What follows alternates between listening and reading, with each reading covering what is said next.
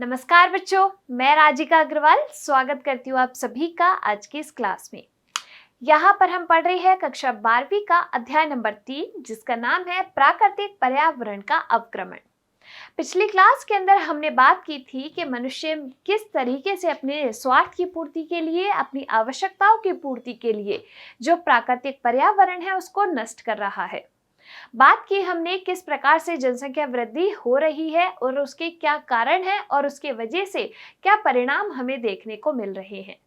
आज की इस क्लास में हम बात करेंगे वनोन्मूलन के कारण और उस वनोन्मूलन की वजह से क्या क्या परिणाम देखने को मिलते हैं उसके बारे में। देखिए, स्टार्ट करते हैं। वनोन्मूलन और उसके परिणाम। वनोन्मूलन का मतलब क्या होता है? तो वनोन्मूलन का मतलब है वनों को काटना।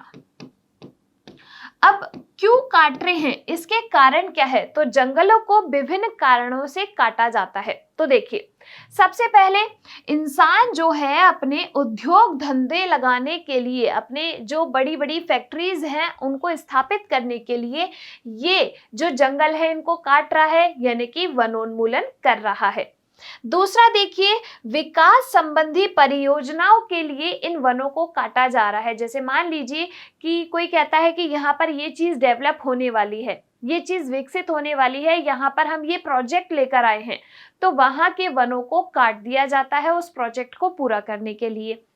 अगला देखिए, अतिचारण की वजह से वनोन्मूलन हो रहा है। जो पशु हैं उनको चरने के लिए वनों में छोड़ा जा रहा है और बहुत ज्यादा चारण की वजह से, उनके अति दोहन की वजह से वन आपके नष्ट हो रहे हैं, यानी कि वनोन्मूलन हो रहा है। कृषि के लिए तो देखिए, जो इंसान है वो क्या कर रहा है, अपनी आवश्यकताएं बढ़ा रहा है। कैसे? जनसंख्या वृद्धि हो रही है तो खाद्यान्न की आवश्यकता भी बढ़ रही है। उसी खाद्यान्न की आवश्यकता को पूरा करने के लिए इंसान क्या कर रहा है, वनों को काट के और वहां पर फसल उगा रहा है। उसकी वजह से वनोन्मूलन हो रहा है। साथ के साथ जल प्लावन की लकड़ी के लिए, यानी कि वनों से उत्पाद प्राप्त करने के लिए, तरह तरह की विभिन्न प्रकार की लकड़ियों को प्राप्त करने के लिए वनोन्मूलन किया जा रहा है। तो ये सब क्या है? वनोन्मूलन के कारण है, यानी कि जंगलों को काटने के कारण है। एक एक करके इसके बारे में पढ़ते हैं, फिर हम देखेंगे कि इसके हमें क्या क्या परिणाम देखने को मिलते हैं वनोन्मूलन की वजह से। देखिए, विकासीय प्रक्रियाओं के लिए तो जैसे ही मानव बस्तियां, शस्य भूमि, इमारतें, मान लीजिए किसी को घर बनाना है, किसी को कोई फैक्ट्री बनानी है, किसी को कोई बिल्डिंग बनानी है, उद्योगों, स्कूल, अस्पताल, रेल और सिंचाई हेतु नहरें इत्यादि बनाने के लिए आवश्यक विकासीय प्रक्रियाओं का आरंभ किया। अब इन्हीं चीजों को बनाने के लिए, बड़ी बड़ी इमारत, स्कूल, अस्पताल, इनको बनाने के लिए जो वन है उनको काटा जाता है। इमारतें, लकड़ी और जलाने के लिए लकड़ी, तो लकड़ी हमें किससे प्राप्त होती है? पेड़ पौधों से। घर बनाने के लिए, घर में जो गेट होते हैं उनको बनाने के लिए, और जलाने के लिए ईंधन, जलाने को चाहिए लकड़ी या ईंधन, तो इन सब के लिए जो लकड़ी है वो वनों से प्राप्त की जाती है। तो इसलिए पेड़ पौधों को क्या कर दिया जा रहा है? काट दिया जा रहा है, यानी कि इनका अति दोहन हो रहा है। पेड़ जिनसे काष्ठ प्राप्त होते हैं जंगल में उगते हैं और इमारती लकड़ी के लिए काट लिए जाते हैं। खाना पकाने और गर्मी प्राप्त करने के लिए ईंधन के उपयोग किए जाने वाले भी वनोन्मूलन किया जाता है, यानी कि लकड़ी प्राप्त करने के लिए हम क्या करते हैं? इन वनों की कटाई कर देते हैं। थर्ड देखिए, चारागाह के लिए, तो जो भी पशु हैं उनको चरने के लिए क्या चाहिए? जो शाकाहारी पशु है वो तो भाई पेड़ पौधों को ही चरेंगे, तो उनको चरने के लिए वनों में ले जाया जा रहा है और वहां पर अतिचारण की वजह से जो आपके वन है वो नष्ट हो रहे हैं। वनों को काट कर घास उगाई जाती है और चारागाहों में बदल दिया जाता है ताकि मवेशी क्या हो सके? चर सके। और अगला है स्थानांतरित कृषि। खाद्यान्न की आवश्यकता बढ़ रही है, तो खाद्यान्न की आवश्यकता को पूरा करने के लिए वहां के वनों को नष्ट करके क्या उगाई जा रही है? फसलें उगाई जा रही है। स्थानांतरित कृषि फसल उगाने की एक पद्धति है जिसमें जंगलों को काटना और गिरे हुए पेड़ों को हटाने के लिए जलाना है ताकि खेती के लिए जमीन साफ की जा सके। साफ की गई भूमि पर कुछ सालों तक फसलें उगाई जाती हैं तो इन सभी के कारणों की वजह से वनोन्मूलन होता है। इसके कुछ समय बाद भूमि अपनी उर्वरता खो देती है, बाद में किसी नए वन क्षेत्रों को खेती के लिए साफ किया जाता है और यही चक्र बार बार दोहराया जाता है। पहले एक जगह के वनों को काटा जाएगा, फिर उसकी उर्वरता नष्ट हुई, फिर दूसरे जगह के वनों को काटा जाएगा, उसकी उर्वरता नष्ट हुई। तो इस तरीके से चक्र चलता रहता है और वनों का जो कटाई का कार्यक्रम है वो निरंतर रहता है। इसकी वजह से ही जंगलों का विनाश हो रहा है। अब बात करते हैं इन वनोन्मूलन के कारण क्या क्या परिणाम हमको देखने को मिलते हैं। तो अब जो हम यहाँ पर देखने वाले हैं वो क्या है, परिणाम। सबसे पहले बात करते हैं मृदा अपरदन की, जिसको अपन सॉइल एरोजन कहते हैं। देखो क्या होगा, जैसे मान लीजिए पेड़ उग रहे हैं, पेड़ उगने से क्या होगा भाई, जलवाष्प भी बनेगी, वाष्पोत्सर्जन की प्रक्रिया होगी तब, तो उसकी वजह से बादल बनेंगे और ये बादल क्या करेंगे, बारिश करेंगे। अब ये जो बारिश पृथ्वी पर आती है तो इन पेड़ों की वजह से जो मिट्टी की लेयर है वो आपकी क्या रहती है, छिपी हुई रहती है। अगर इन वनों को काट दोगे, इन वृक्षों को काट दोगे, तो ये जो वर्षा है वो डायरेक्ट इस मिट्टी पर आएगी, जिसकी वजह से ये इस लेयर के लिए किसका काम करेगी, बॉम्ब की तरह काम करेगी। ये गिरी तो मिट्टी की परत वहां से हट जाएगी, खिसक जाएगी, उसी को ही अपन क्या कहते हैं, मृदा अपरदन। तो वृक्षों की काटने की वजह से क्या हुआ, मृदा अपरदन हुआ। देखिए पौधे वर्षा को रोकते हैं और पौधे पेड़ों के काटने और पेड़ों के नष्ट होने से मृदा अपरदन होता है। पौधे की जड़ें स्थान की मिट्टी को जकड़े रखती है, तो मिट्टी एक स्थान से नहीं जाती अगर पेड़ होते हैं तो। अब जब उन्हीं को काट दोगे तो मृदा का अपरदन तो होगा ही, सिंपल सी बात है। आगे देखिए, पौधों की रक्षात्मक परत के नष्ट होने के कारण मृदा की ऊपरी सतह जो कार्बनिक पदार्थों से भरपूर होती है वो बह जाती है और मृदा अपनी उर्वरता खो देती है। नेक्स्ट देखिए, भूस्खलन।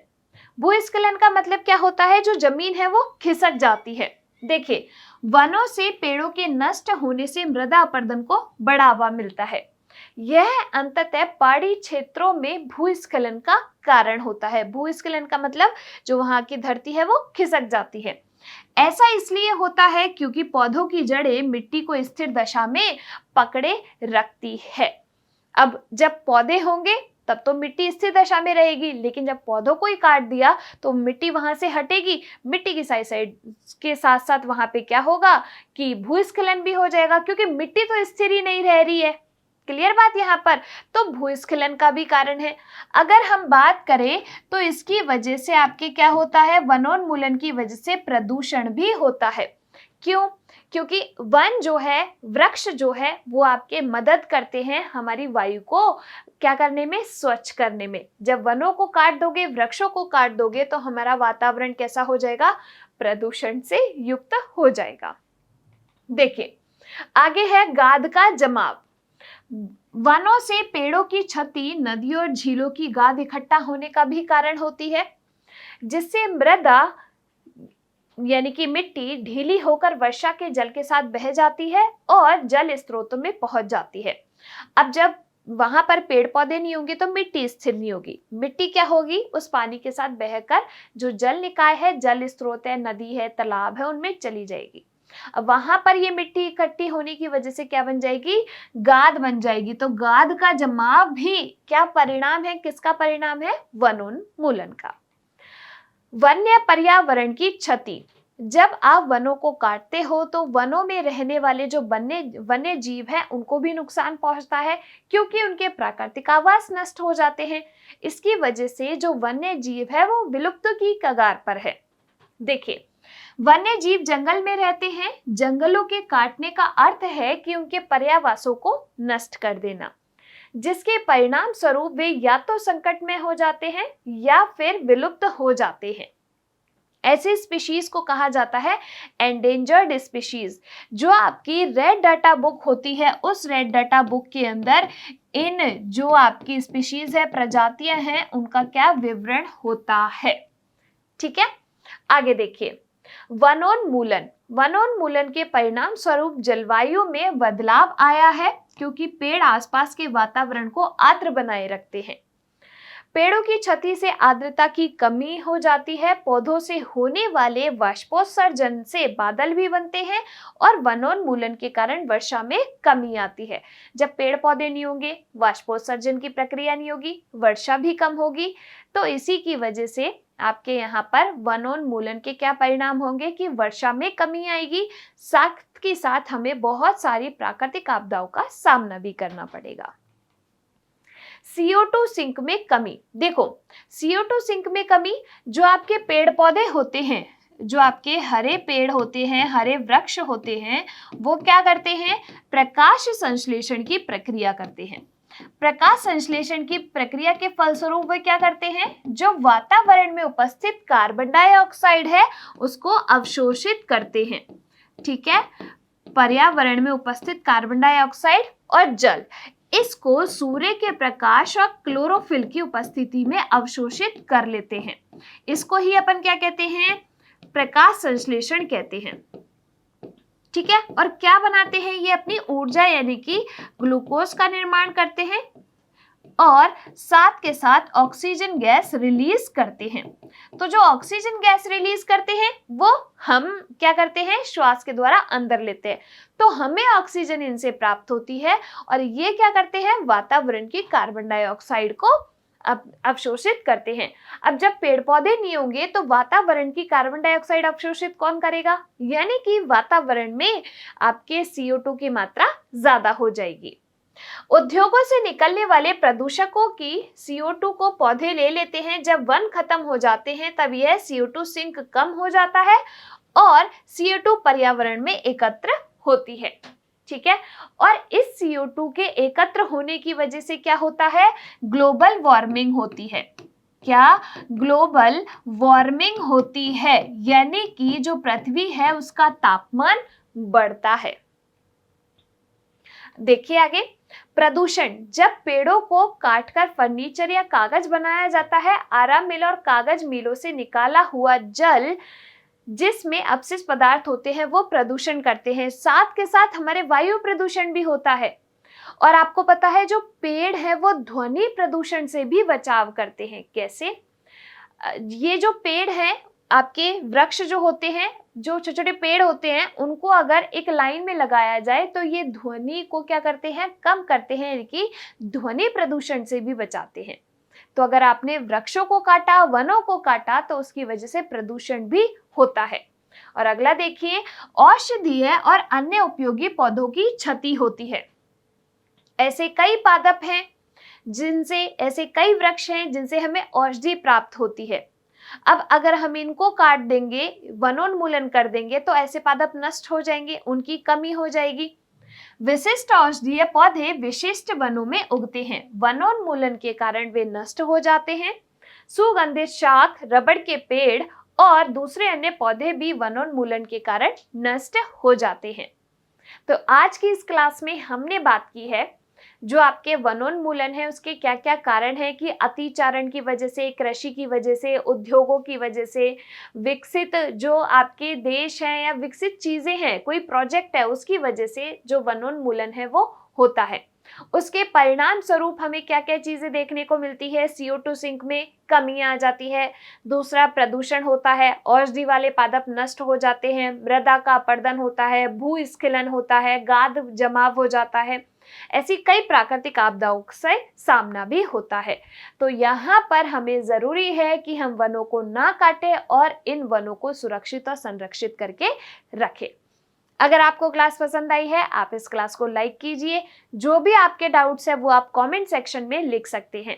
हम मिलेंगे इसी चैप्टर के अगले टॉपिक के साथ अगली क्लास में।